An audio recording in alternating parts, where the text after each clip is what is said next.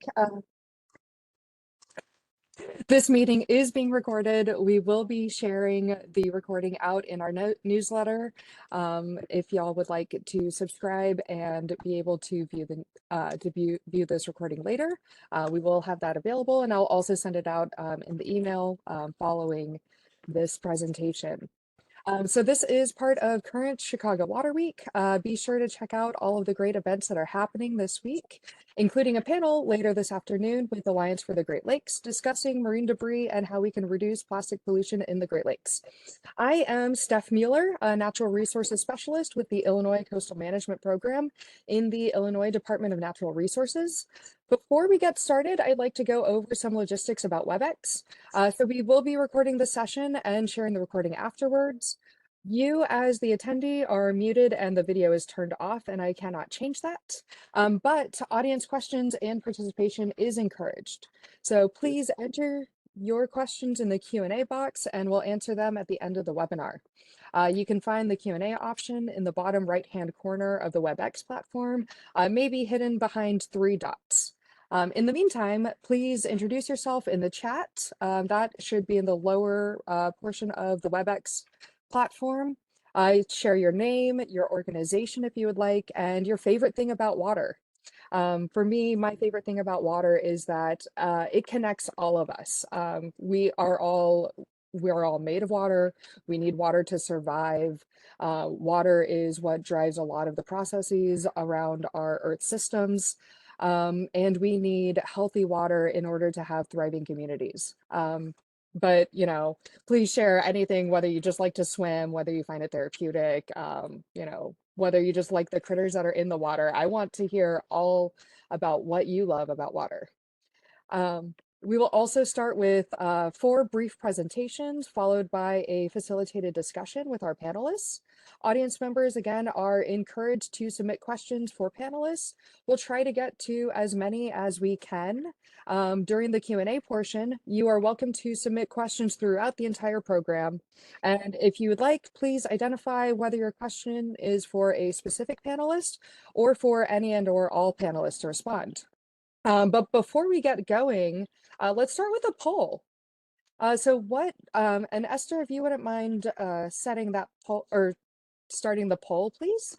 What do you consider to be the largest source of marine debris in the Great Lakes? So single-use plastic or litter, fishing gear, industrial pellets or nurdles, synthetic clothing and textiles, or something else, something secret. We have the poll open now, so please feel free to, it's multiple choice, so you can select many. And we'll share out the results in just a few moments. Oh, thank you. And while the poll is going, I'll introduce our panelists. So we are joined by Allie Walker, the Program Officer for the Circular Economy for the Council of the Great Lakes Region. Ben Alden is the Operations Manager for Chicago Harbors.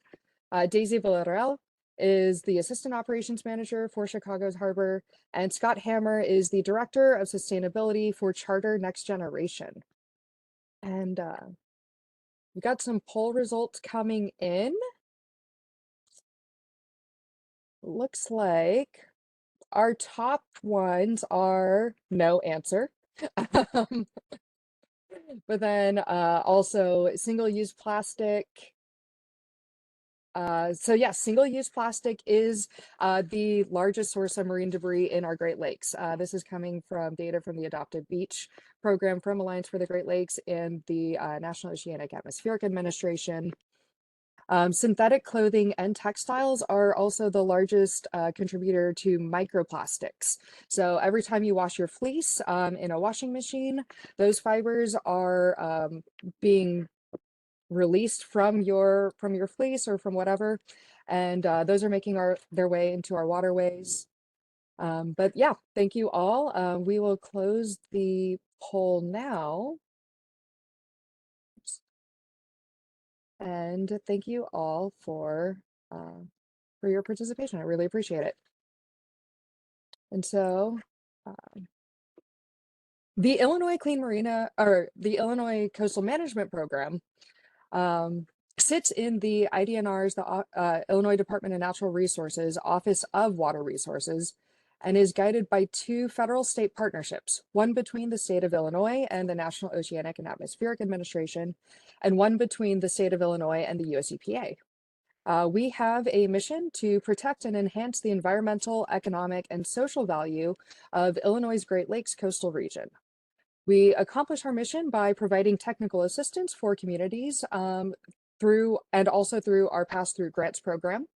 We facilitate interagency coordination and partnerships, and we're also data-driven. We believe that sound science is the cornerstone of resource management. So we support and collaborate on research, data collection, and monitoring projects needed to inform coastal management in Illinois.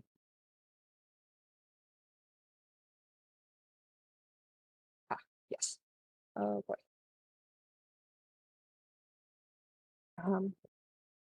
The Coastal Management Program focuses our work on 5 core areas, and we apply these pillars throughout the coastal zone. So habitat and ecosystem management, recreation and education, economic development, coastal resilience, and coastal waters. We call this our Coastal Clean Waters Program, and that's to ensure that our water is safe and free from contaminants to support healthy and thriving communities. As part of our federal partnerships with the National Oceanic and Atmospheric Administration and the US EPA, the Coastal Management Program is required to have a non-point source pollution prevention program to manage water quality in our coastal zone. We call this our Coastal Clean Waters Program. And a key pillar of our work is the Illinois Clean Marinas Program, which was developed in 2012 as a voluntary program to encourage marina operators and recreational boaters to protect coastal waters by engaging in environmentally sound operating and maintenance procedures. Illinois has over 70 marinas. 10 of those are overseen by the Chicago Park District, and nearly 200,000 registered boaters, which create a $3.2 billion annual economic impact. With 17 clean marinas and 5 pledged in our coastal zone, these clean marinas improve water quality by reducing pollution, protecting fish and wildlife habitat, and enjoy the benefits from an enhanced public image by promoting environmentally sound practices. Addressing marine debris is one component of Illinois Clean Marinas' work to improve water quality. According to data collected from adopted beach cleanups by the Alliance for the Great Lakes and NOAA over the last 20 years, 89% of 89% of Lake Michigan debris is plastic. Researchers from the Rochester Institute of Technology conducted a lake-wide survey of the surface of Lake Michigan and used those models to estimate that 22 million pounds of plastic debris enters the Great Lakes every year. Urban centers like Chicago and Milwaukee are huge sources of marine debris in Lake Michigan, which causes economic losses, public health concerns, wildlife concerns, habitat damage, and hazards to navigation. Single-use plastics like boat wrap are a major contributor to the marine debris that is polluting our waterways. Recycling is often seen as an opportunity to reduce plastic pollution. However, across the US, less than 30% of recyclable materials are recycled according to the US EPA. And unfortunately, these lowers are much lower in our region. Shrink wrapping boats protects boats against Great Lakes winters, but like most plastic waste, that shrink wrap is immediately thrown away instead of recycled. Boat film can add up quickly. According to the Woods Hole Oceanic Institute Sea Grant, the average boat uses 35 pounds of plastic to wrap, and that plastic is usually used only once. Conservatively, 1,500 boats can equate to nearly 30,000 pounds of plastic shrink wrap, according to Council of the Great Lakes region estimates. If not managed properly, boat wrap can make its way into our waterways. By turning that single-use plastic into a recycled material, we're reducing the amount of raw resources that are extracted, and we're reducing the number of industrial pellets that are being created and could be lost into our waterways, which is also a contributor to marine debris and microplastics. Through the Clean Marinas work, we have participated in regional work groups and peer learning exchanges and have connected with many great partners along the way, which leads us to the innovative boat wrap recycling pilot project that we are here to discuss. In 2023, Council of the Great Lakes Region developed an innovative boat wrap recycling pilot project with partners across Lake and Cook County in Illinois. The Department of Natural Resources, Coastal Management Program, Chicago Harbors, Charter Next Generation, Lakeshore Recycling Systems, and Solid Waste Agency of Lake County were able to kick off this pilot project and begin the task of building a circular economy to reduce plastic pollution. I'll now turn this over to our first panelist, Allie Walker of the Council of the Great Lakes Region, to give us more context. Great, thanks, Steph. If you want to just go ahead and skip to the next slide, there you go. Again, thanks everyone for being here. My name is Allie Walker. I am the Program Officer of Circular Economy at the Council of the Great Lakes Region. So I'll start by explaining a little bit about who we are. The Council of the Great Lakes Region, or CGLR as we call it for short, is a binational nonprofit that is dedicated to what we say as solving for sustainability across the Great Lakes region. That includes all 8 Great Lakes states, as well as the 2 Canadian provinces of Ontario and Quebec. We do have a vision to create the first fully sustainable region in the world. We do this by convening with partners and implementing programs to address all the environmental, economic, and social challenges that face the region. CGLR is really good at bringing together folks from different sectors, including government, industry, academia, and nonprofits to drive systems level change through collaboration. We also do complete research and then take action against or for creating change. So again, I serve as the Program Officer of Circular Economy, meaning I focus primarily on our initiative, the Circular Great Lakes Initiative. And if you want to go to the next slide, Steph, I will explain a little bit about that. So CGLR launched the Circular Great Lakes Initiative in 2020 as a multi-sector binational effort to bring circular economy principles to the Great Lakes region, starting with plastics. So the goal here is to reduce plastic waste and create more sustainable material management systems by engaging with those businesses, governments, academic institutions, and other NGOs. Again, that collaboration and that cross-sector work. We have right now a strong network of 10 corporate activation partners, one of which is on the panel here with me today. Hi, Scott and CNG. We also have over 40 knowledge partners that we work with. Both of these partnerships bring valuable insight and expertise to the table. So collectively, we're focused on implementing programs that encourage a more efficient circular economy, like the boat wrap recycling program, which I'm going to discuss, which we'll discuss in further detail today. Here we have, go ahead. Yep, there we go. Here we have our 4 strategic priority areas. Our work is guided by these 4 topics. The first is capture and cleanup. This focuses on removing existing waste and litter from the environment.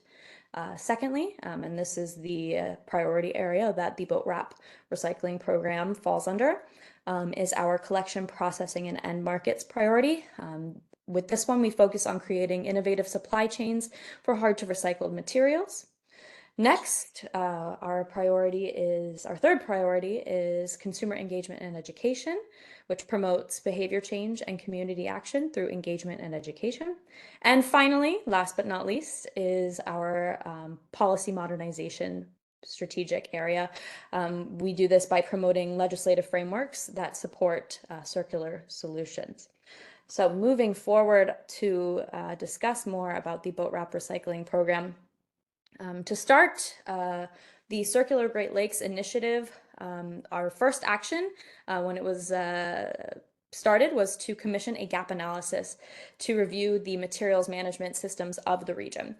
So in this study, it was found that in order for the region to meet a 50% recycling rate, we would need to identify and recycle an additional 3 million tons of plastic per year. So it was through this that the boat wrap recycling program was born, with the desire to achieve that goal. So in leveraging our vast partner network, we had been hearing that there were several partners interested in finding a solution for this material. We actually also had heard of some other partners that had begun some work on this as well, or who had been doing some work on this topic as well. In taking a closer look at the boat wrap market, we noticed that boats in the Great Lakes region were generating an estimate of tens of thousands of pounds of waste every year, with probably only 10% of that being recycled.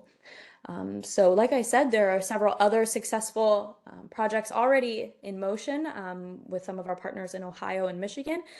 We've really leveraged their expertise while forming our collection model. And then we kind of took it and made it our own in creating our own program, excuse me. We identified that one of our major priorities was to ensure that we had a circular life for the material, but not only that, but understanding and being able to track the trajectory. So we do this by securing partnerships at all levels of that value chain. So we're able to see exactly where that material goes. And if you go on to the next slide, Steph. So I'll explain a little bit about how the program works, and then we can discuss that a little bit later. But after a few successful pilot years, we rolled out our first paid model this year. So our goal is to keep prices as low as possible for the project, but we want the project to be a self-sufficient and self-standing project that runs itself. So we're a nonprofit organization. We don't benefit from any of the fees. That's how we can keep it as low as possible. All of the fees go towards just paying for the project and keeping this going. So this works by essentially our kind of administrative team takes and creates relationships, connections with boaters and marinas, and we sell Dr. Shrink branded bags directly to those boaters and marinas. You can see that bag up at the top. It's a bag that's made of the same material as the boat wrap, so it's able to be recycled along with the boat wrap. So once we sell these bags, that essentially secures your participation in the program. The cost covers not only the bag, but that participation as well. Again, the bags are made of the same material, so everything can just be thrown in there. Partners will unwrap their boats, but they'll remove any strapping, vents, zippers, any kind of extra, and all of the just straight up wrap material will go into those bags. Then we work with a local hauling partner in the Chicago area, LRS, to collect and bale that material. Once everything's been collected and aggregated there, we have several processing partners that we send that material to that in turn create pellets from the material, which then goes to our partners at CNG. They are currently in the process of testing the material, identifying ways to improve it for manufacturing applications. This then creates a full life cycle for the boat wrap material, keeping it out of landfills, helping the region to meet that 50% recycling rate. At least that's the hope. So I will turn it back over to you, Steph, and I look forward to talking more about the project at the panel. Yeah, thank you so much, Allie. I really appreciate you sharing your insight about how the Council of the Great Lakes region has really been working on this program. I will turn it over to Ben and Daisy to share a bit about Chicago Harbors and how they got involved in this program. Thank you, Steph. So West Trek SMI, we manage the 10 harbors on the lakefront for the Chicago Park District. At 2 of these harbors, we offer outdoor winter storage and shrink wrap about 130 boats each fall to protect the boats from winter snow and ice damage.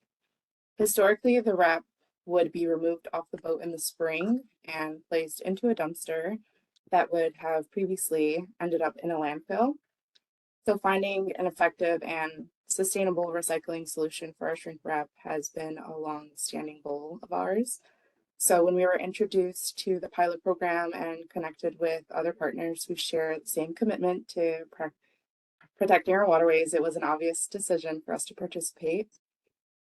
Since participating in the program in 2023, we've been able to recycle about 4,000 500 pounds of used shrink wrap that would have previously ended, in a dumpster or in a landfill. We've been able to enhance the image of our marinas by achieving certification for Montrose Harbor as an Illinois certified clean marina, a goal that we've pursued for several years. Additionally, our efforts have been acknowledged by the Association of Marina Industries and being accredited as a clean and resilient marina. Signage and email blasts to our customers has sparked curiosity about the program, and they feel more motivated to contribute to a cleaner marina environment, and they practice being, a good boating steward. We've also been able to make connections with other marinas about the benefits of joining the program and also just the importance of practicing more sustainable solutions in the boating community. Thank you so much, Daisy. Oh, yes, Ben, please. I will just add something that Allie mentioned about removing the contaminants, the straps, the vents, the zippers. As far as challenges go, that has been one of them. And, extra employee time to do that, or customer education to do that if they're going to remove their own shrink wrap has been. But it's something that we've kind of got our arms around, and I think that we can offer some guidance if people have questions about that. Okay, perfect. Thank you. Yeah, we'll dig into some of those challenges. But yeah, contamination, especially with recycling, is a huge, huge challenge that I think we're all experiencing. With that, I will turn it over to Scott Hammer, who is the Director of Sustainability with Charter Next Generation. Okay, Stephanie, thank you. Honored to be a panelist for the specific topic during Chicago Water Week with my fellow boat wrap partners. I'm excited to share some information regarding Charter Next Generation and our role with this program. So, Stephanie indicated my name is Scott Hammer, the Director of Corporate Sustainability for CNG. I've been with them for almost 10 years now, but been in the industry for 38 plus years. Believe it or not, running PCR resin since 1988. So that gives you a little idea that I've been around the block. But a little bit about CNG. We're a leading provider of sustainable material science solutions in North America.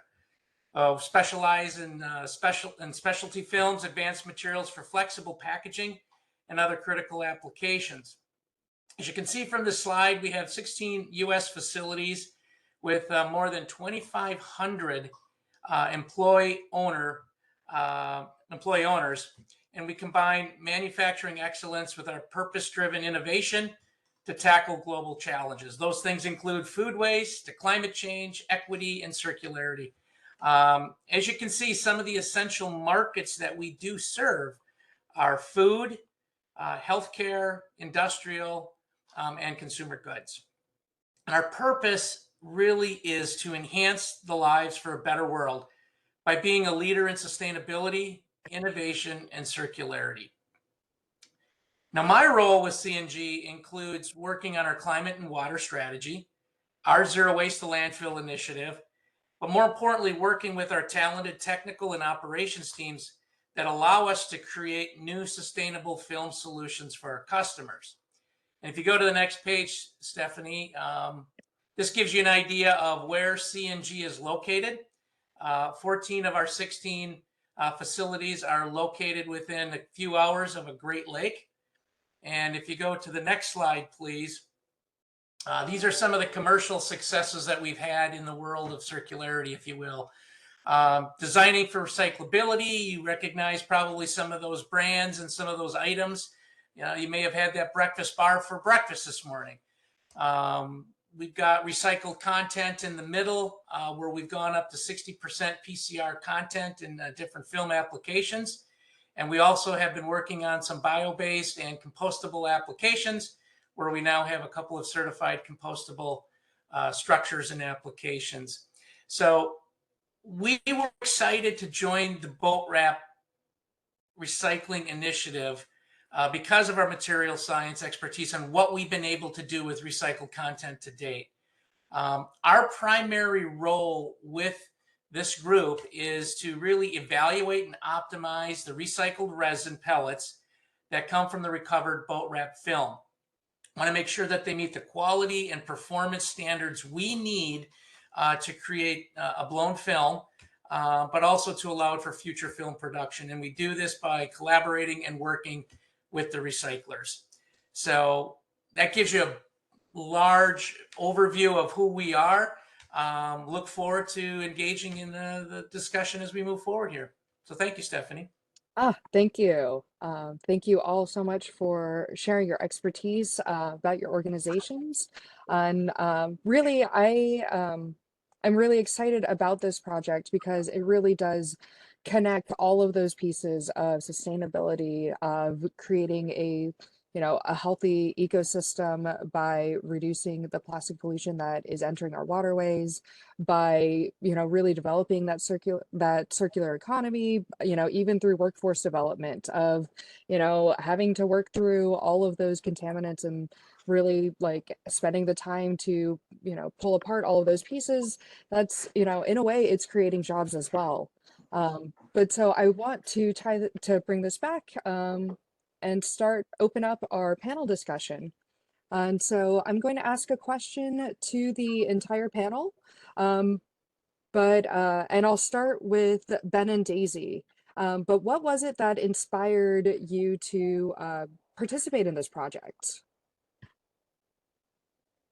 Sure. Thanks for asking that, Steph. This has been something that I've been looking into for much longer than the couple of years that we've been partnered with you and CGLR. Really, it's just been a passion of mine to try to not see all that plastic waste get thrown into a dumpster and hauled away day after day after day. And I talked to our contractors at the time about where is this ending up? And they said, oh, it's getting recycled.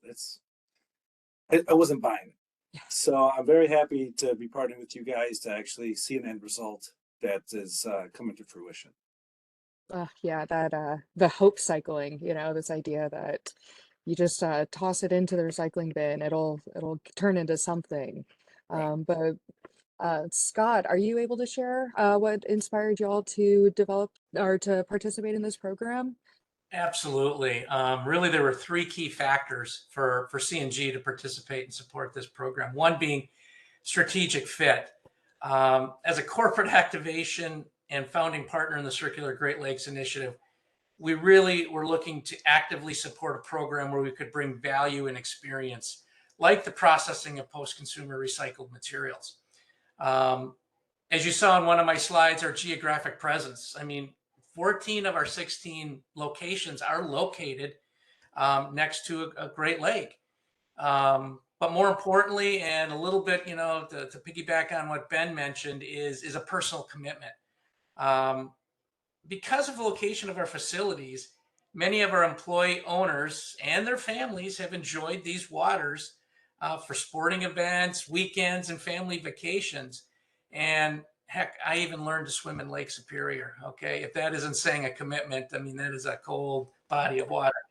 But really, this initiative reflects both our company's purpose of enhancing lives as well as our personal values. So our employees really are looking for ways that CNG can make a difference in their communities.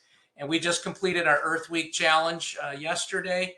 And that is the type of commitment and things that our employees are looking to do to improve what's happening in the Great Lakes right now. Yeah, it is just so personal, like especially being connected to the Great Lakes and just having that, the ability to swim and thrive in clean water is just so important, especially for 20% of Earth's fresh surface water. Allie, as the, really the program lead for this circular Great Lakes economy, what can you share about what inspires you to help develop this program? Sure. Yeah. So on a level of organizational level, I guess we'll start there.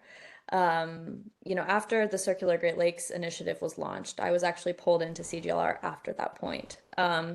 So I had come in with this desire to work on circular economy principles and bringing them to the region. We knew kind of going into this that we needed to identify the streams of unrecycled plastic material, but we kind of were at a point when I just started that we needed to identify what those programs were. And like I said, we have a really strong network of partners, both Montrose Harbor and CNG are excellent examples of that. And I did see that some of our other partners are on the call as well. So just a really great supportive network of partners. And in talking with those partners, we'd heard just an overwhelming interest in trying to identify solutions for the boat wrap material. And it kind of ended up being a no-brainer once you started looking at the numbers. The impact is high.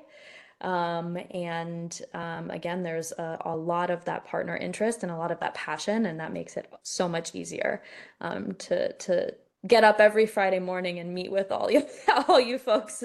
Apologies for the Friday morning meetings, but to meet with everyone on a Friday morning and discuss boat wrap and ways that we can create solutions there. And on a personal level, I am located in Pennsylvania, and I think we've got the smallest area of coastline on the Great Lakes, but I'm still proud to call it a Great Lakes state. But I grew up boating in Lake Erie, so it was a personal connection of mine there, like everyone has, like all of our partners have with the lakes. Awesome. Yeah. You know, Illinois as a small coastline, we may be small, but we are definitely mighty in our Great Lakes coastline. So thank you all for really sharing what helped inspire this program. I would like to ask Allie a follow-up question about the circular economy. What is the Council of the Great Lakes region's vision for a circular economy, and really how does this boat wrap recycling project help elevate or build or play into your vision? Sure. So I think, Steph, we can kind of roll back to those 4 priority areas that I talked about. And I guess even before that, it's this concept of just holisticness. It's not really a word, but just this all-encompassing, balanced approach. You know, it starts with just the 3 pillars of sustainability, which are environment, equity, the social aspect, and economy. And we can't have one without the other. We have to balance. We have to find partnerships and find ways to create systems that are going to work for all 3 of those and everybody in the region. And so through that, we created this holistic approach with those priorities, which is identifying first of all, what's leaked into the environment and trying to clean that up. So taking, I guess, taking just the reins there and taking the responsibility and cleaning that up. But then also identifying those innovative end markets, ways that we can create better supply chains, better streams for the materials that are going in our system. But then there's also the piece that is the more of the people piece, which is the consumer education and engagement. And that is, we're finding probably one of the most crucial points is just getting out and talking. We can do things up on high all day, but we have to be able to talk to the people and connect with people and get our message to them in a way that they understand and in a way that folks in the region not only understand, but really own as well.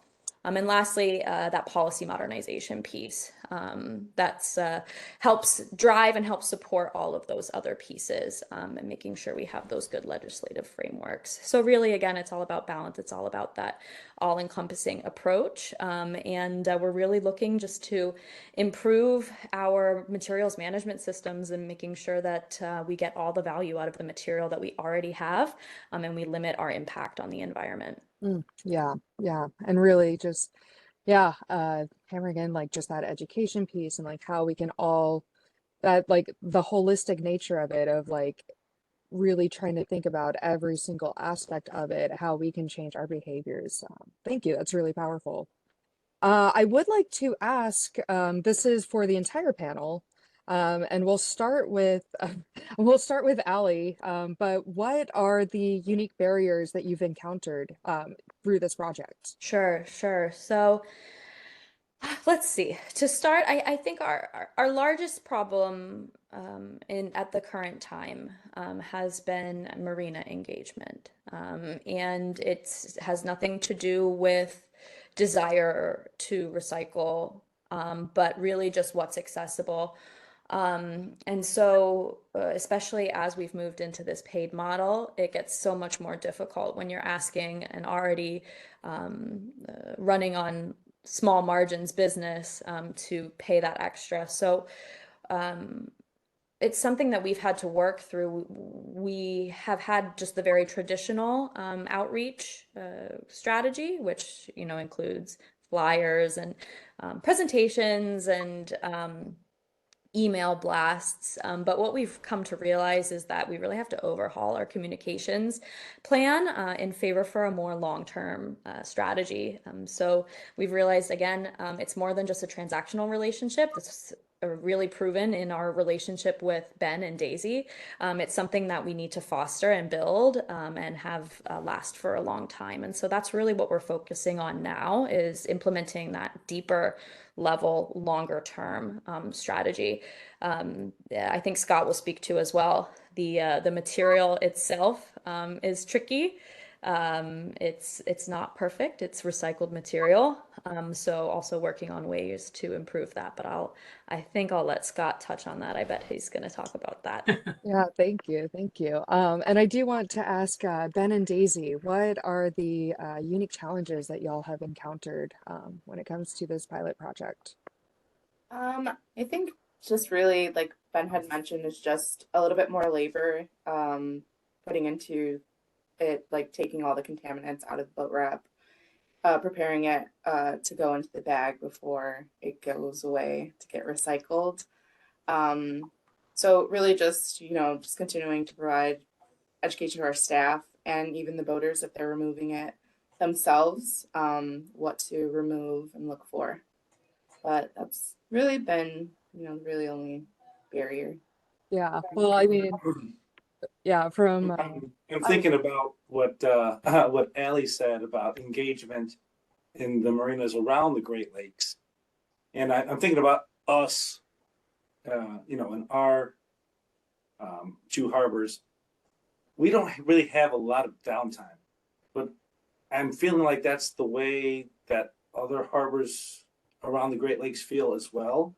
So, the time to prepare and notify their customers and bill their customers and change their scheduling, all that stuff that's been a barrier here. And I'm guessing that that could also be a barrier to them as well. So I know we try to hit them early.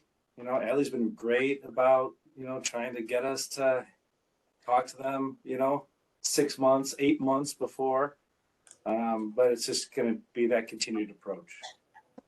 yeah, really that the timeline of we're always working on this. Yeah, is you can imagine really difficult. With Scott, I think the contaminants really brings us to what are the unique barriers that Charter Next Generation has encountered when it comes to recycling this boat wrap material? Yeah, I mean, as you hear all the way through this supply chain, there's some barrier that is limiting it for right now. But for us, it's really confronting the concept or the idea that this flexible material cannot be recycled, and it can, especially if it's collected and processed properly. The creation of PCR pellets has been around a long time, and the improvements of the processes and the quality of the PCR resins has come a long way. For us, it really is working with those recyclers, but it really does start with the harbors, the marinas, making sure that we do get those contaminants removed because they can impact, if no one has seen a blown film bubble, it's keeping the bubble up or actually intact. But more importantly, you'll get more inclusions and things like that, the more contaminants that you have. But specifically with boat wrap film, the positives were, the pellets look good. It's unique because you have blue and you have white. So when you combine them, they kind of come up with a interesting, off blue hue to it. So you'll need to look for potential applications where a non-food PCR resin can be used, especially if it's because it's colored. But really, the best way for us to unlock the potential of recycling these boat wrap films is to continue to educate the masses, invest in the infrastructure, optimize the infrastructure. All I can say is, I'm not sure if LRS is on, but we appreciate what they've done from a collection standpoint. And with a couple of the recyclers that we've worked with to date, GDB and EFS Plastics, thank you. We'll continue our efforts there, and we can talk more about applications and things like that. So, Oh, yes, that is awesome. I think that that does bring me to a next question. But how can we scale up this program from a few marinas to a larger program? I'll start with Allie. Sure, Steph. So that's something that's been on our mind as well. We've done the 2 years of pilots. We're now well into the testing phase, and well into the collection of material this year in our first paid model year. And as CGLR, as a regional organization, we want to regionalize this. We want to be able to reach as many marinas and boaters in the region as possible, with obviously the pie in the sky goal being every single marina and boater having access to recycling in their area, super convenient for them. Awesome. But I think this is going to take collaboration. I've already been speaking with some of the other programs in the region that have a great record of success, and just looking to identify ways that we can take the strengths of each of the programs and hopefully kind of increase our reach. But that is to be seen. So stay tuned, everyone, and we hope for some fun news in the coming months, and ways that we can grow and increase access to recycling this material. Awesome, thank you. Ben and Daisy, what are you thinking about ways that we could maybe scale up this program? I think just continue to engage with the marinas, communicate to them the benefits of joining the program and just the image of their marina. So yeah, just continuing to just really engage with them and make more connections. Yeah, that's awesome. Thank you. Ben, do you have anything that you'd like to add? No, not strongly, except that we had some good partners, and I just hope that we continue to have those same partners and build upon them.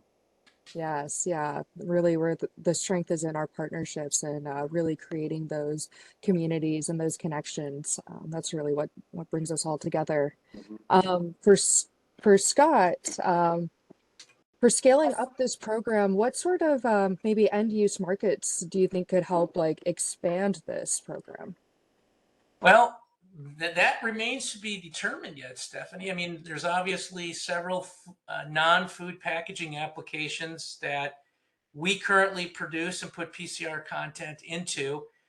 The key with this material is really identify, once we've had a chance to process it, is do some film property testing to see what attributes it may contribute. And that will allow us then to identify where we might be able to use the PCR resin. But I think the one thing to piggyback off of what Allie and the Two Harbors team brought up about how can we get more engagement is once we have some successes of where this film has been collected, reprocessed, turned into pellets, and we put it into another film. Once you have those successes, and you can share them with the different marinas saying, hey, listen, do you know where your boat wrap film is going? It's not going here, but it going here, and I think that's the best way to at least help educate people and convince them that there is a second life for this material. And once we start doing that, hopefully that will start to get, some eyes opened up to what's really can happen, and continue to drive those different successes. But we stand at the ready to continue to optimize these pellets. The first part is a process well. Now it's to hit some of these different challenges that we had from contamination and things like that I think we'll be able to address. Thank you. Thank you. I'm going to open this up to some of the questions and questions that the audience has asked. So I'll take this first one from Janice Diarco, and I'm going to direct it to Allie. But is the boat wrap project first of its kind in North America, or are there other coastal areas that are implementing anything similar? No, it certainly is not the first. We are built upon the lessons that many have learned before us, and we appreciate all of the guidance that we've received from those other projects. Particularly, there was one outside of the region in Rhode Island. Unfortunately, it's no longer in service, but they gave us some really great learnings. And then we also have partners in Ohio who are running a wonderful project. They're very good at engaging their marinas and their communities. And a partner in Michigan who's also running a project, and they have seen great success. They have a very wide-reaching project. So that's kind of what I mean when I say I think we can leverage all of our strengths. And I think our strength that we've tried to build and our how we differentiate ourselves is really trying to innovate this supply chain, which we could not do without the help of all of our partners. Yeah, seriously. Shout out to the Ohio Shrink Wrap. I know that a few of y'all are here in the audience right now, and I have learned so much from being able to connect with you all, and I'm sure Allie feels the same way. Thank you. Thank you. That is, it's good to look to our networks of support when it comes to creating these systems. We can't do it alone, that's for sure. Yeah. The next question is from Sharon, asking, and I believe this I will direct to both Allie and to Scott. But the question is there any program focused on making a circular solution to managing the industrial pellets pollution on the Great Lakes? So the industrial pellets are that material that goes from the shrink wrap when it is pelleticized and then turned into the next material. Yeah, I'll take that. So we do have, as I mentioned in the presentation portion of this panel, one of our main priority areas is capture and cleanup. And we have several programs under that priority. Please feel free to look at the Great Lakes Plastic Cleanup, which perhaps I can send some information along. That's one of the projects that falls under our Circular Great Lakes work, and then our circular economy work as well. And that works to clean micro macroplastics from the waterways as well as the beaches. So that's a program that we work on with our partners in Canada, Pollution Probe, and we have several locations that we operate throughout the region, although it's always growing. And we have another project sponsored by one of our other partners, DART, to implement catch basin technology to catch and capture plastics that enter the waterways as well. So that being said, there isn't currently anything specifically focused on industrial pellets. We do have industrial pellets as one of the categories that we look for when we're cleaning the waterways. But we're always looking to implement new innovative programming. And if that's something that you would like to discuss further, please feel free to contact me. Yes, thank you. And I will share at the end of this all of our contact info so that audience members are welcome to reach out to us if you have any questions. But Scott, did you have anything to add about maybe a circular solution to manage the industrial pellets pollution? I don't, Stephanie. Yeah, I'm sorry. that's Yeah. totally understandable and good. Thank you. For our next question, this is coming from Gabby. Can you talk about the uses for the shrink wrap pellets? Is there a life beyond one downcycling use? So I believe this is a question that Scott could maybe help answer. So Scott, do you know of any uses for, or can you share about the shrink wrap pellets, what the uses are, and if there is life beyond one downcycle use? Yeah, like I said earlier, we have yet to identify based on physical properties only because we can't. We haven't got materials that have run through that we can test that we feel comfortable with. But there are applications such as probably trash can liners, maybe like Amazon mailers, things like that that might be able to utilize these materials. But again, we need to ensure that the physical properties that these pellets will yield will allow us to utilize that without compromising the performance requirements for those packages. Yeah, Yeah. thank you. And Yeah. to chime in on that, as our role in the project, which is the kind of sourcing and collection piece, we are working very closely with Scott and the recyclers to ensure that we're collecting as good of a material as possible to make sure that it does have that circular use. Yes, thank you. And that actually leads us to the next question. This is from Tracy, and I'm going to direct this to Ben and Daisy. So do y'all find that the bag system is helpful with controlling the contamination? Does it seem like you have to pull the wrap out of the bag often to cut out the straps? And what do you do when you get a lot of contamination? Yeah, so I guess the bag, it doesn't really make that much of a difference in terms of like the contamination part of it. We kind of have to have the wrap loose and then just go through it, make sure it's clean before putting it into the bag. Mm. And So are y'all removing the like straps and zippers and venting before you take it off of the boats? we try to. If we're lucky. If we're lucky and nobody has cut it off yet, then we'll try to, trim off the first just couple inches of the contaminants, and then we're lucky enough to just pull off clean wrap. But if we're not, then it'll just be loose wrap, on the ground, and then when we get to it, we'll go through it and take out all the contaminants before placing it into the bag. And those unlucky moments are those maybe some like educator opportunities, some opportunities to educate our boaters. Yeah, Yeah, and our staff too. and our staff too. But I guess just to sum up the question, it goes into the bag as a finished product. Mm.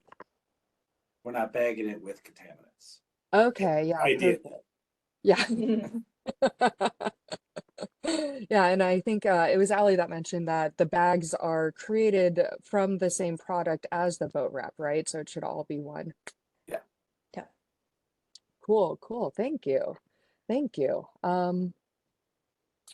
This question is again from well, this is from Janice, and I'm going to direct it to Scott.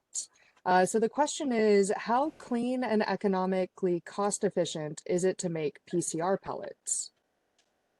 Well, as recyclers will tell you, there is a cost to collecting, processing, and getting this material to the point where it's acceptable for blow film applications. As I indicated as well, we make films for food packaging, healthcare. So what we bring in has to meet a certain requirement. And so to get those pellets to that, there is a premium to running the PCR content, but the actual finished cost will depend upon content, the actual film application itself, et cetera. So there's opportunities, and I think within C&G's technical team and what we're able to identify for different applications, getting the right pellet, the right PCR pellet, if you will, at the right content without compromising performance, with a minimal impact on cost is something that I think we're very good at.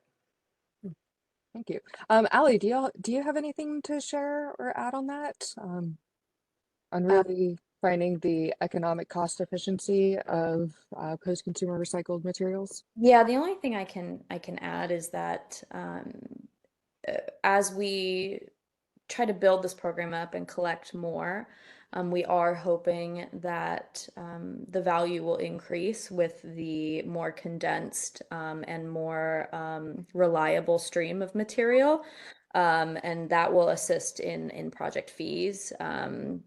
By being able to sell at a small rate to the processors and then eventually to CNG. But again, that remains to be seen. We need to be doing some more testing, but that is the hope. And I know it's the hope for our processing partners and for CNG that we can get a really strong and consistent stream going towards them.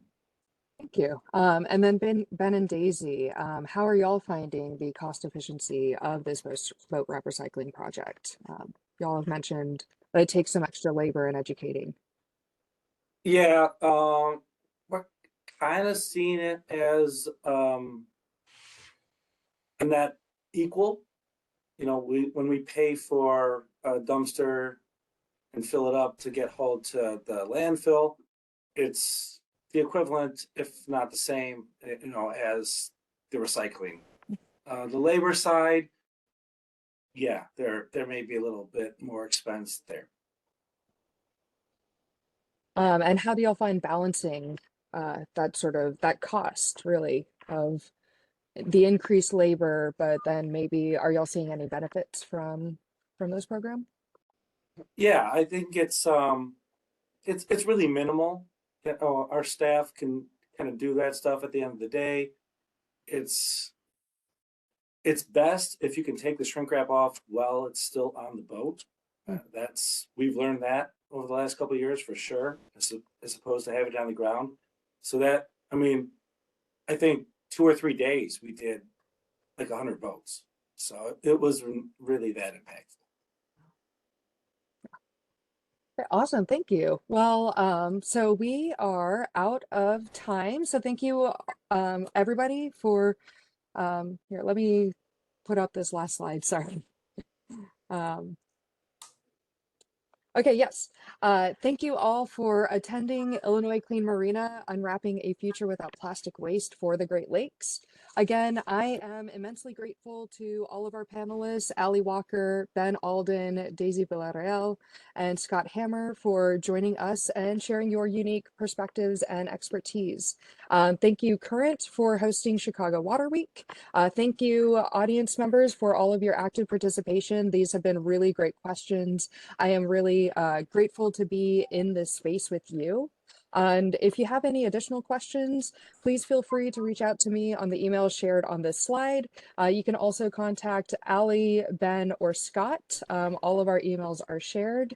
And I really do hope to see you all at other sessions with Current's Chicago Water Week. Thank you so much, and have a wonderful, wonderful water week. Thank you for sharing this sustainability endeavor with us. Thank you.